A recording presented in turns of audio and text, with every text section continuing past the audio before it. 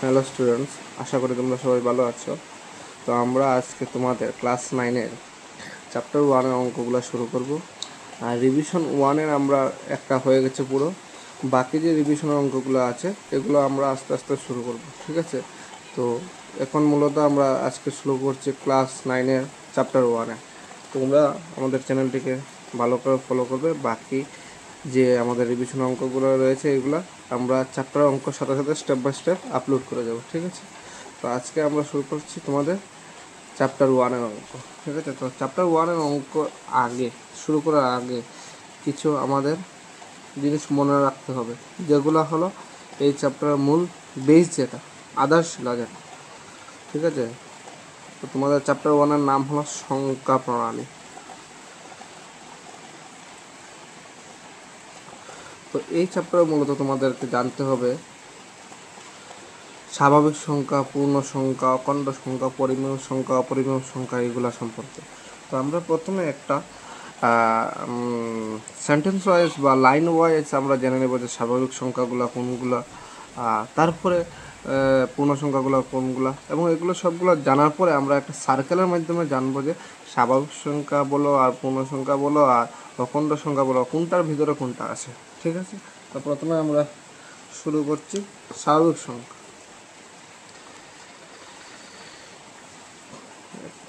এক নম্বরে আছে স্বাভাবিক সংখ্যা। স্বাভাবিক মানে হলো গিয়ে নর্মাল, যেগুলো নর্মাল আমরা যেভাবে 1 2 3 4 বলি, ঠিক আছে? 1 বলো, 2 বলো, 3 বলো, 4 5, এভাবে যেগুলো নর্মাল 1 থেকে যেগুলো শুরু হয় এগুলো হলো গিয়ে স্বাভাবিক সংখ্যা, যতটুকু যেতে পারে, ঠিক আছে? তারপরে আসে গিয়ে 2 নম্বরে আসে হলো গিয়ে পূর্ণ সংখ্যা।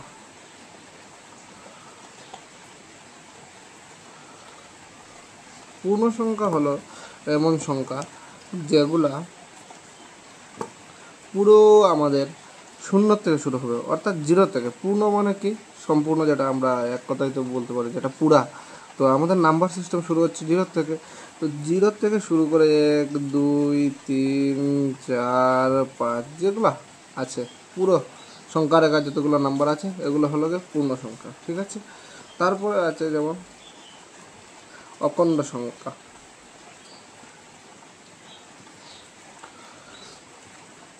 অখণ্ড সংখ্যা হলো যে সংখ্যা রেখায় থাকা সবগুলো নাম্বার, ঠিক আছে? আমি তো এখন বলছি সংখ্যা রেখা, অনেকে হয়তো সংখ্যা রেখা সম্পর্কে আইডিয়া নেই। তো আমরা অন্যদিন একদিন সংখ্যা রেখার কনসেপ্টটাও পুরো ক্লিয়ার করব অন্য একটি ভিডিওর মাধ্যমে। তো আজকে আমরা মনে রাখো মানে সংখ্যা রেখা হলো গিয়ে যেখানে আমরা একটা লাইনের ভিতরে যে ড্র করি, এখানে শূন্য আর এদিকে সব প্লাস, এদিকে সব মাইনাস, ঠিক আছে? এই 1 2 -1 -2 -3 ডট ডট ডট 1 2 3, এটা হলো সংখ্যা রেখা, ঠিক আছে? এটা আরও অনেক বড় করে আমরা একদিন বুঝিয়ে বলবো। তো সংখ্যা রেখা থাকা ধনাত্মক, ঋণাত্মক মানে পজিটিভ, নেগেটিভ সব নাম্বারই হলো গিয়ে অখণ্ড সংখ্যা। তো আমরা লিখতে পারি -2, সরি -3, -2, -1, তারপরে 0 1 2 3, এভাবে যতগুলো নাম্বার আছে সংখ্যা রেখা সবগুলো হলো গিয়ে অখণ্ড সংখ্যা, ঠিক আছে? তারপর 4 নম্বরে আসে পরিমেয় সংখ্যা। পরিমেয় সংখ্যা, পরিমেয় সংখ্যা হলো এমন সংখ্যা যেগুলো আমরা ডিভাইডে লিখতে পারি। এটাকে বইয়ের ভাষা বলতে গেলে p/q। ডিভাইড মানে কি? ভাগ চিহ্ন, ঠিক আছে? অর্থাৎ উপরে কিছু থাকবে, নিচেও কিছু থাকবে, যেটাকে আমরা একটা ফর্মুলা আছে p/q। যে সংখ্যাকে আমরা ভগ্নাংশের আকারে লিখতে পারি, উপরে আর নিচে লিখতে পারি, সেগুলোকে বলে পরিমেয় সংখ্যা, ঠিক আছে? যেখানে একটা কন্ডিশন আছে, যেখানে p/q তো হলো উপরে তো লিখলাম, কিন্তু এখানে কিউটা কোনোদিন 0 হবে না, ঠিক আছে? কিউটা কোনোদিন 0 হতে পারবে না। যেমন 5/2, ঠিক আছে? 5/2 আমরা লিখলাম, এখানে এটাকে যদি আমরা p ধরি, এটাকে যদি আমরা কিউ ধরি, তো এটা আমাদের ওই ফর্মুলা ওয়াইজ পড়েছে, এটার মধ্যে এই জায়গাটা পড়েছে, এটা পুরো সেম। এখানে আরেকটা ফর্মুলা ছিল যে কিউ নট ইজিক্যাল টু 0, এখানে তো আমাদের কিউ 0 না, এখানে আমাদের কিউ 2 আছে। তো আমরা এই ফর্মুলাতে এটা ফেলতে পেরেছি, তাই এটাকে আমরা পরিমেয় সংখ্যা বলতে পারবো। ঠিক আছে, তো তোমরা যদি ডেফিনেশন লিখতে চাও, এটা আমরা রাফ করে দিলাম, যে সকল সংখ্যাকে p/q আকারে প্রকাশ করা যায় এবং q not equal to 0 হলে সে সকল সংখ্যাকে পরিমেয় সংখ্যা বলে। ঠিক আছে, আমাদের পরিমেয় সংখ্যার ডেফিনেশন হয়ে গেছে, আমাদের পরিমেয় সংখ্যা বোঝা হয়ে গেছে। ঠিক আছে, তারপর আছে কি অপরিমেয় সংখ্যা। 5 নম্বরে আছে অপরিমেয় সংখ্যা। ঠিক আছে, অপরিমেয় সংখ্যাতে গিয়ে আমরা বলবো যে সকল সংখ্যাকে আমরা পরিমেয় সংখ্যা লিখেছি এখানে p/q, অর্থাৎ এটা অপরিমেয় হবে, এটা অপোজিট, এটা হবে যে সকল সংখ্যাকে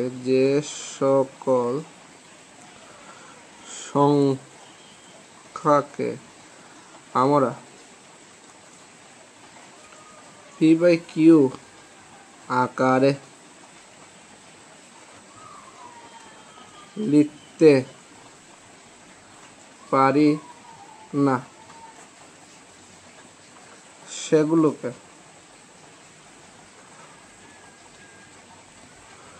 অপরিমেয় সংখ্যা বলে। ঠিক আছে, যে সকল সংখ্যাকে আমরা p/q এর আকারে লিখতে পারি না সেগুলোকে অপরিমেয় সংখ্যা বলে। যেমন দিয়ে আমরা দিচ্ছি এখানে √2, এগুলাকে আমরা ডিভাইডে লিখতে পারি না। তারপরে আছে √3, তারপরে আছে পাই, তারপরে আবার √7, এগুলোকে আমরা ডিভাইডে ফর্মে লিখতে পারি না, এক্সেট্রা। এগুলো হলো অপরিমেয় সংখ্যা।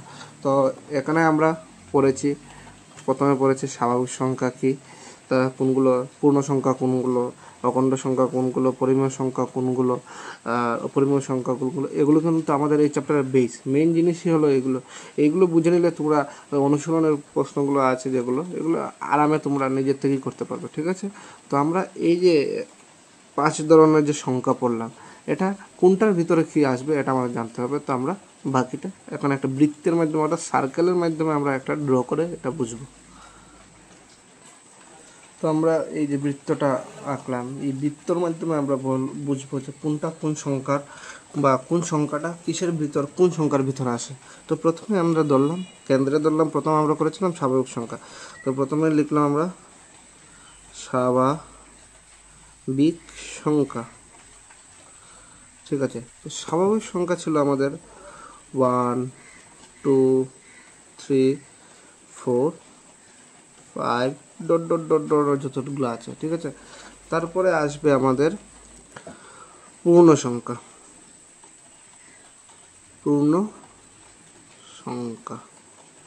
ঠিক আছে, তো পূর্ণ সংখ্যা ছিল আমাদের পুরো 0 থেকে, মানে পুরার থেকে, যেমন 0 1 2 3 4 5 6 7 ডট ডট ডট ডট। তারপরে ছিল আমাদের অখণ্ড সংখ্যা। তো আচ্ছা, এই দুটো আগে বুঝে নিই। প্রথমে আছে স্বাভাবিক সংখ্যা। স্বাভাবিক সংখ্যার ভিতরে আর কিছু নেই। ঠিক আছে, তো মানে স্বাভাবিক সংখ্যা দিয়ে শুরু, কিন্তু পূর্ণ সংখ্যা এরপরে আছে, কিন্তু পূর্ণ সংখ্যার ভিতরে আছে অখণ্ড সংখ্যা। তো তোমাদের যদি প্রশ্ন আসে, মেইন প্রশ্ন তোমাদের চ্যাপ্টার এরকমই আসে যে পূর্ণ সংখ্যার ভিতরে কি স্বাভাবিক সংখ্যা আসবে, উত্তর লিখবে হা কি না দেওয়ার জন্য বলবে। ঠিক আছে, তো পূর্ণ সংখ্যা 2 নম্বর পজিশনে আছে, এটার আন্ডারে আছে আমার স্বাভাবিক সংখ্যা। তো আনসার হবে হ্যাঁ, পূর্ণ সংখ্যার ভিতরে স্বাভাবিক সংখ্যা আসবে। ঠিক আছে, যদি আবার প্রশ্ন ঘুরিয়ে বলে যে স্বাভাবিক সংখ্যার ভিতর পূর্ণ সংখ্যা আসবে কি, যে না, কারণ স্বাভাবিক সংখ্যা ফার্স্টে আসছে, পূর্ণ সংখ্যা এর উপর স্তরে আছে, তো এটার ভিতরে তো এটা আসবে না। এই বৃত্তর ভিতরে এই বৃত্ত আসছে, পূর্ণ সংখ্যার বৃত্তর ভিতরে স্বাভাবিক সংখ্যার বৃত্ত আসছে, কিন্তু স্বাভাবিক সংখ্যার বৃত্তের ভিতরে পূর্ণ সংখ্যার বৃত্ত আসছে না। ঠিক আছে, তো এভাবে আমাদের আনসারগুলো তৈরি হবে। তো নেক্সট আছে তোমাদের পূর্ণ সংখ্যার পরে আছে অখণ্ড সংখ্যা। অখণ্ড সংখ্যাগুলো কী ছিল, যে সংখ্যা রেখা থাকা সবগুলো নাম্বার করেছিলাম আমরা 2 -1 0 1 2 3, এগুলো ছিল আমাদের অখণ্ড সংখ্যা। অখণ্ড সংখ্যাগুলো হলো গিয়ে 3 নম্বর স্তরে আছে।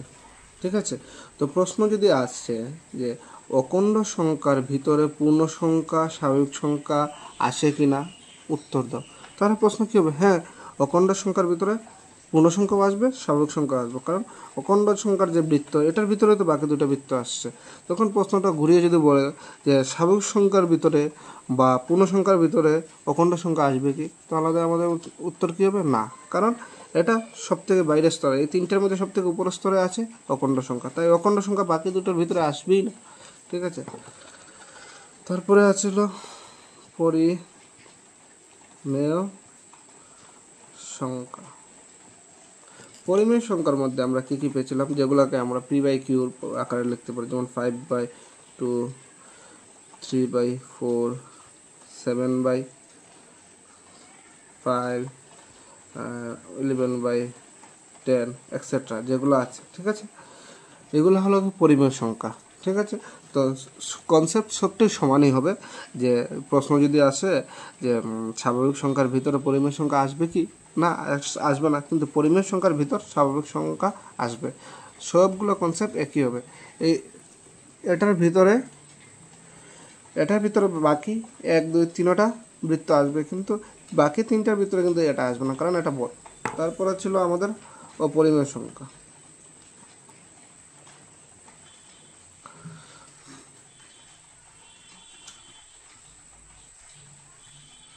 অপরিমেয় সংখ্যা ছিল আমাদের √2 √3 √7 √11 তারপরে পাই এগুলো। ঠিক আছে, তো এটার ক্ষেত্রে সেম ফর্মুলা হবে, সেম আমাদের কনসেপ্ট লাগাতে হবে যে অপরিমেয় সংখ্যার ভিতর পরিমেয় সংখ্যা আসবে, কিন্তু পরিমেয় সংখ্যার ভিতর অপরিমেয় সংখ্যা আসবে না।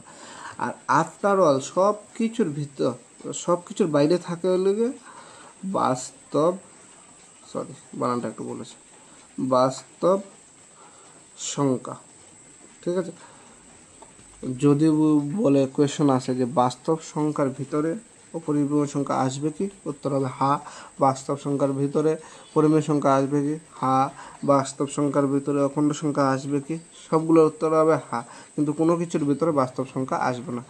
এই তোমাদের হলো গিয়া মেইন কনসেপ্ট এই চ্যাপ্টার। এখন আমরা অনুশীলনী ওয়াইজ কোয়েশ্চন আনসার শুরু করব। ঠিক আছে,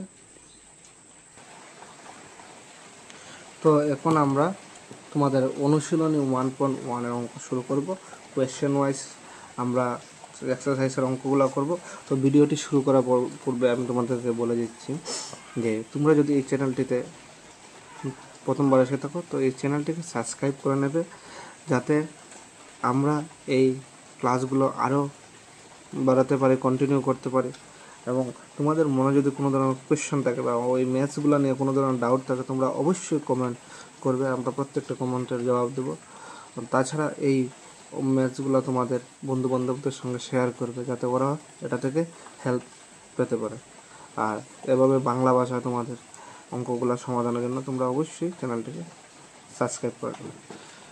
তো তোমাদের প্রথম কোয়েশ্চেন বলা হয়েছে যে 0 কি একটি পরিমেয় সংখ্যা? তুমি কি এটিকে p/q আকারে প্রকাশ করতে পারো? এখানে p এবং q অখণ্ড সংখ্যা এবং q ≠ 0। তো এটার উত্তর হবে কি? উত্তর হবে হ্যাঁ। ঠিক আছে, হ্যাঁ, 0 একটি পরিমেয় সংখ্যা। ঠিক আছে, আমরা বললাম হ্যাঁ 0 একটি পরিমেয় সংখ্যা। শূন্যকে আমরা কী করতে পারি? শূন্যকে আমরা p/q আকারে লিখতে পারি, ঠিক আছে, লিখতে পারে, ঠিক আছে। যেমন আমরা একটা উদাহরণ দিয়ে দিই, যেমন 0/2, 0/5, 0/6 এক্সেট্রা, ঠিক আছে। তো এখানে কন্ডিশন দিয়েছে ওরা পি এবং কিউ অখণ্ড সংখ্যা, পিটা কিউটা অখণ্ড সংখ্যা, ঠিক আছে। এখানে যতগুলো সংখ্যা আছে এগুলো সংখ্যা রেখার সংখ্যা, ঠিক আছে। সংখ্যা রেখা 0 আছে, সংখ্যা রেখা 5ও আছে, সংখ্যা রেখা 0 আছে, সংখ্যা রেখা 2ও আছে, সংখ্যা রেখা 0 আছে, সংখ্যা রেখা 6ও আছে, ঠিক আছে। তাহলে এগুলো অখণ্ড সংখ্যা। আরেকটা বলেছে Q not is equal to 0, তো আমাদের কোনো জায়গায় কিউ 0 না। কিউ এখানে আছে 2, কিউ এখানে আছে 5, কিউ এখানে আছে 6, কোনো জায়গায় 0 না। তো আমরা এখান থেকে পুরো একটা কনফার্মেশন হয়ে গেলাম যে 0 একটি আমাদের পরিমেয় সংখ্যা। তারপরের প্রশ্ন দেখছি। তো 2 নম্বর কোয়েশ্চনে তোমাদের বলা হচ্ছে 3 এবং 4-এর মধ্যবর্তী 6টি পরিমেয় সংখ্যা নির্ণয় করার জন্য, ঠিক আছে। তো 6টি পরিমেয় সংখ্যা প্রথমে আমরা লিখে নেব 3 এখানে। তারপরে আমরা যেহেতু এটার নিচে কিছু নেই, 3-এর নিচে কিছু নেই, তাহলে আমরা এখানে সবসময় আমরা জানি যে নিচে যখন কিছু না দেওয়া থাকে তখন প্রত্যেকটি সংখ্যার নিচে 1 থাকে, ঠিক আছে। তাই আমরা 1 বসিয়ে দিলাম। তারপরে এখানে দেওয়া আছে 4, 4-এর নিচেও আমরা 1 বসিয়ে দিলাম, ঠিক আছে। তো এখন আমরা পরিমেয় সংখ্যা নির্ণয় করার জন্য, কারণ 3 আর 4-এর মধ্যে তো নেই, এটাকে আমাদের কোনো না কোনো ফর্মুলা ফেলে এটাকে বেড়াতে হবে। তো দুটোটাকে আমরা নিচে, প্রথমে তোমরা ফোকাস করবে নিচে, এখানে 10 দিয়ে ইন্টু করলাম, এখানেও 10 দিয়ে ইন্টু করলাম, ঠিক আছে। তো যেহেতু আমরা নিচে 10 দিয়ে করেছি, উপরে আমাদেরকে 10 দিয়ে করতে হবে, ঠিক আছে। তো আমাদের আনসার আসে গেলো 30/40, আর এখানে আসলো 40, সরি এখানে 14, 10 একে 10, ঠিক আছে। আর 40/10। তো আমাদের নিচের যে সংখ্যাগুলো আছে এগুলো সমান থাকতে লাগবে, এখানে 10 হয়েছে, এখানে 10 হয়েছে, বাকি এখানে কী হয়েছে 30 আর এখানে 40, মানে এই দুটোর ভিতরে করে 10টি সংখ্যা রয়েছে। তো আমরা এখন আরামে লিখতে পারবো এটার মধ্যে 6টি, এখানে 10টা আছে, আমরা আরামে 6টা লিখতে পারবো। তো আমরা লিখে দিলাম অতএব 3 এবং 4 এর মধ্যবর্তী 6টি পরিমেয় সংখ্যা হলো, 1 নম্বরে আমরা এখানে 30 অবধি আছে, 30 থেকে শুরু, 31/10, 32/10, 33/10, 34/10, 35/10, কটা হলো 1 2 3 4 5, 36/10। তো আমাদের 3 এবং 4-এর মধ্যবর্তী আমাদের কটি হয়ে গেল, 6টি পরিমেয় সংখ্যা হয়ে গেল, একদম সোজা। তো তোমাদের 3 নম্বর কোয়েশ্চন আছে 3/5 এবং 4/5 এর মধ্যবর্তী 5টি পরিমেয় সংখ্যা। প্রথমে আমরা করেছি 6টি পরিমেয় সংখ্যা, এখন দিয়েছে 5টি পরিমেয় সংখ্যা।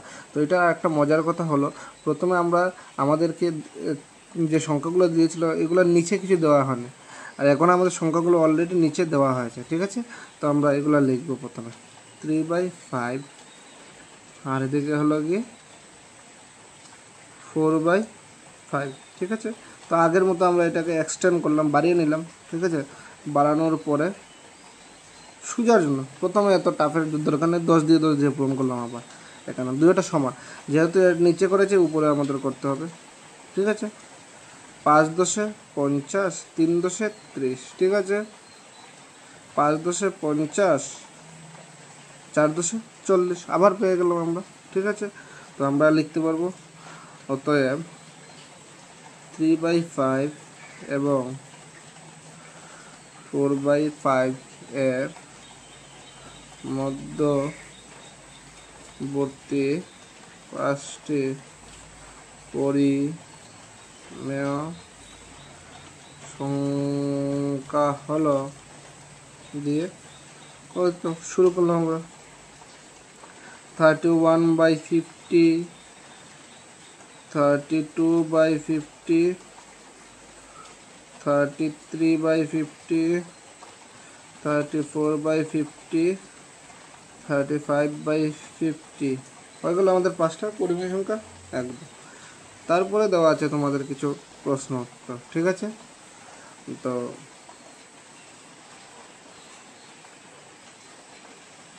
তোমাদের 4 নম্বর প্রশ্ন বলা হয়েছে নিচে উক্তিগুলো সত্য না মিথ্যা বলো, ঠিক আছে? তো 1 নম্বর কোশ্চেন দেওয়া আছে প্রত্যেক স্বাভাবিক সংখ্যা একটি পূর্ণ সংখ্যা। আমরা জানি যে পূর্ণ সংখ্যার ভিতরে পূর্ণ সংখ্যা ছিল 2 নম্বর সার্কেলটা, আর 2 নম্বর সার্কেলের ভিতর ছিল 1 নম্বরটা। 1 নম্বরটা ছিল স্বাভাবিক সংখ্যা আর 2 নম্বরটা ছিল পূর্ণ সংখ্যা। তো পূর্ণ সংখ্যার ভিতরে স্বাভাবিক সংখ্যা যেহেতু ছিল, তাই প্রত্যেকটা স্বাভাবিক সংখ্যা একটি পূর্ণ সংখ্যা হবে। কিন্তু এইখানে যদি কোয়েশ্চেন ঘুরিয়ে দিত যে প্রত্যেকটি পূর্ণ সংখ্যা একটি স্বাভাবিক সংখ্যা, তাহলে হবে না, ঠিক আছে? কারণ পূর্ণ সংখ্যার সার্কেলে ছিল 0, স্বাভাবিক সংখ্যার সার্কেলে 0 ছিল না, তাহলে কীভাবে হবে? তো আমাদের প্রথমটা প্রশ্ন আসবে, উত্তর হবে হ্যাঁ, কারণ প্রতিটি স্বাভাবিক সংখ্যা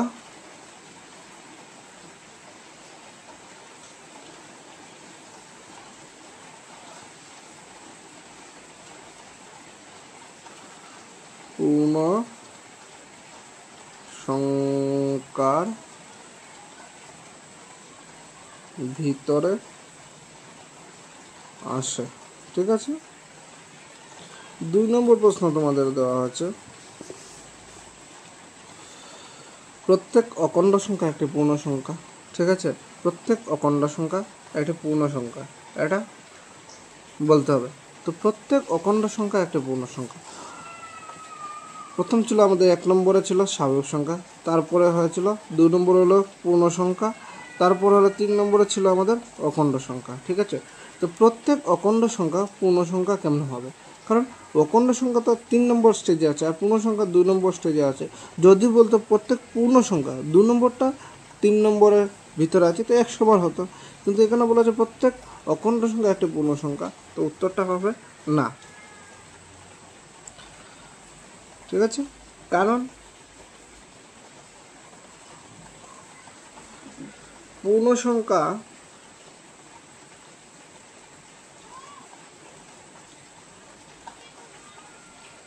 সর্বদা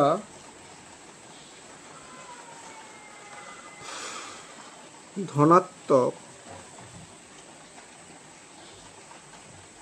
হয়, কিন্তু অখণ্ড সংখ্যা ঋণাত্মক ও হতে পারে। কারণ আমরা জেনেছিলাম যে অখণ্ড সংখ্যাগুলো যে এগুলো হলো সংখ্যা রেখায় থাকা সবগুলো নাম্বার। তো সংখ্যা রেখায় পজিটিভও নাম্বার আছে, নেগেটিভও নাম্বার আছে, ঠিক আছে? কিন্তু পূর্ণ সংখ্যা যেটা আমাদের শুরু হয়েছিল 0 থেকে 1 2 3 মানে যে সবগুলো পজিটিভ হয়ে যাবে। তো এগুলো প্রত্যেকটা অখণ্ড সংখ্যা একটা পূর্ণ সংখ্যা হতে পারে না, ঠিক আছে? তারপরে 3 নম্বরে দেওয়া আছে প্রত্যেক পরিমেয় সংখ্যা একটি পূর্ণ সংখ্যা। প্রত্যেক পরিমেয় সংখ্যা একটি পূর্ণ সংখ্যা। প্রত্যেক পরিমেয় সংখ্যা দেখো তো কি একটা পূর্ণ সংখ্যা হবে কিনা। তো এটার একটা সোজা কনসেপ্ট হলো, একদম সোজা। পরিমেয় সংখ্যাকে যেটিকে আমরা ভগ্নাংশে লিখতে পারি আর পূর্ণ সংখ্যা যেটিকে আমরা নর্মাল লিখি। তো এটার আনসার হয়ে যাবে দুটো আলাদা, যে একটা হলো যে পুরো সবসময় পরিমেয় সংখ্যাকে আমাদের ভগ্নাংশে লিখতে হয় আর পূর্ণ সংখ্যাকে আমরা নর্মাল লিখতে হয়, ঠিক আছে? যেমন পরিমেয় সংখ্যা হলো 5/7, ঠিক আছে? আর ওই তুলনায় যদি আমরা অন্যদিকে লিখি পূর্ণ সংখ্যা যেমন 2, তো দুটো পুরো আলাদা। তো আমরা ডাইরেক্ট বলবো যে না, ঠিক আছে? প্রত্যেক পরিমেয়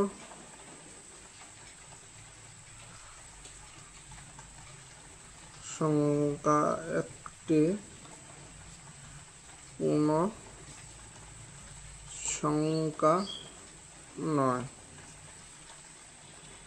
কারণ